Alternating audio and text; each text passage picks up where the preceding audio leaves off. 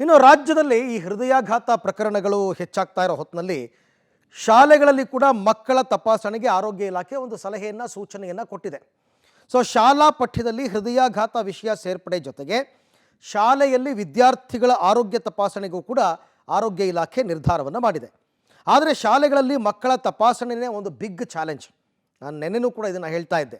1ರಿಂದ 10ನೇ ತರಗತಿವರೆಗೆ ತಪಾಸಣೆ ಮಾಡಬೇಕಾ, ಅಥವಾ PUC ಮಕ್ಕಳಿಗೆ ಮಾಡಬೇಕಾ, ಅಥವಾ ಯಾವ ತರಗತಿಯ ಮಕ್ಕಳಿಗೆ ತಪಾಸಣೆ ಮಾಡಬೇಕು ಅನ್ನೋ ಗೊಂದಲ ಈಗ ಎಲ್ಲರಲ್ಲೂ ಕೂಡ ಹುಟ್ಕೊಂಡಿದೆ.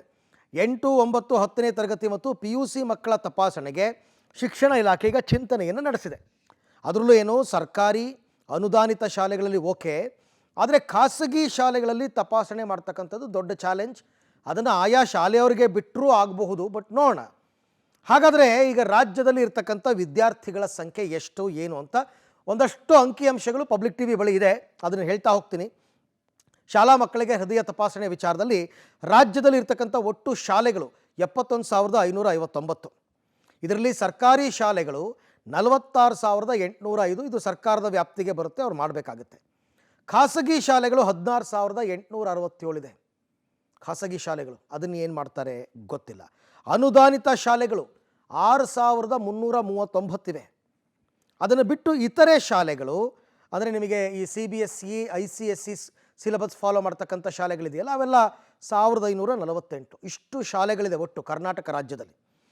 ಸೊ ರಾಜ್ಯದ ವಿದ್ಯಾರ್ಥಿಗಳ ಸಂಖ್ಯೆ ನೋಡ್ತಾ ಹೋಗೋಣ. ಸರ್ಕಾರಿ ಶಾಲೆಯಲ್ಲಿ ಓದ್ತಾ ಇರ್ತಕ್ಕಂಥ ಅಂದರೆ ಮೊದಲನೇದಾಗಿ ರಾಜ್ಯದ ಒಟ್ಟು ವಿದ್ಯಾರ್ಥಿಗಳು 1,04,79,629 ವಿದ್ಯಾರ್ಥಿಗಳಿದ್ದಾರೆ 1 to 10th.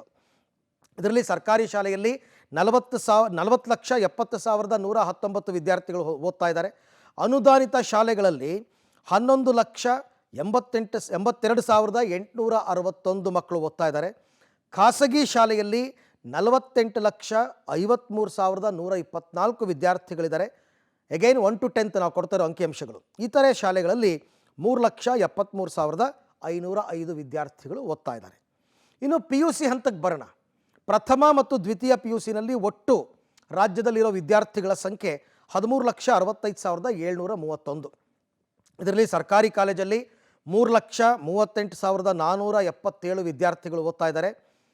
ಇದು ಫಸ್ಟ್ ಆ್ಯಂಡ್ ಸೆಕೆಂಡ್ PU ನಾವು ಕೊಡ್ತಾ ಇರೋದು. ಅನುದಾನಿತ ಕಾಲೇಜಲ್ಲಿ 2,20,805 ವಿದ್ಯಾರ್ಥಿಗಳಿದ್ದಾರೆ. ಖಾಸಗಿ ಕಾಲೇಜಿನಲ್ಲಿ ಓದ್ತಿರೋರ ಸಂಖ್ಯೆ 6,76,215 ವಿದ್ಯಾರ್ಥಿಗಳು. BBMP ಕಾಲೇಜುಗಳಲ್ಲಿ 5,415 ವಿದ್ಯಾರ್ಥಿಗಳು ಓದ್ತಾ ಇದ್ದಾರೆ. ವಿಭಜಿತ ಕಾಲೇಜುಗಳಿರ್ತಾವಲ್ಲ, ಅಲ್ಲಿ 1,13,373 ವಿದ್ಯಾರ್ಥಿಗಳು. ಸೊ ಇಷ್ಟೆಲ್ಲ ಇದೆ. ಈಗ ಯಾರಿಗೆ ಮಾಡಬೇಕು ಹೃದಯ ತಪಾಸಣೆಯನ್ನು? 8, 9, 10ನೇ ಕ್ಲಾಸವ್ರಿಗೆ ಮಾಡಬೇಕಾ, PUC ಅವ್ರಿಗೆ ಮಾಡಬೇಕಾ? ತೀರಾ ಪುಟ್ ಮಕ್ಕಳುಗಳಿಗೆ ಮಾಡೋ ಅವಶ್ಯಕತೆ ಇಲ್ಲ. 1ರಿಂದ 7ನೇ ಕ್ಲಾಸ್ ತನಕ ಅವರಿಗೆ ಹೃದಯ ಸಂಬಂಧಿ ಕಾಯಿಲೆಗಳು ಅಪರೂಪ, ಬರೋದೇ ಇಲ್ಲ ಅಂತ ಹೇಳಲ್ಲ, ಅಪರೂಪ. ಬಟ್ ಅಲ್ಲಿಂದ ಮೇಲ್ಪಟ್ಟು ಮಾಡಬೇಕು ಅನ್ನೋ ಚಿಂತನೆ ಕೂಡ ಇದೆ. ನೋಡೋಣ ಏನು ತೀರ್ಮಾನ ತಗೊಳುತ್ತೆ ಶಿಕ್ಷಣ ಇಲಾಖೆ ಅಂತ.